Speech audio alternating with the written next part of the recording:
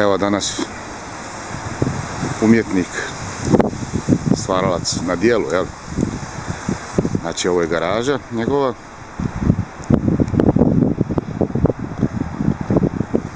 I on ovako daje nam jednu lijepu sliku koju je zamislio, jel, ovdje na zidu svoje garaže.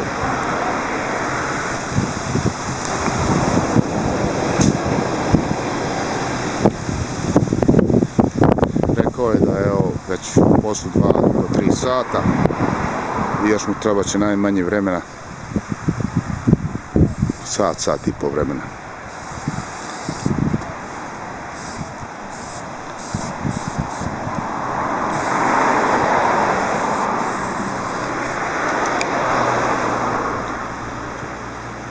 It's not bad. I hope definitely taking a while.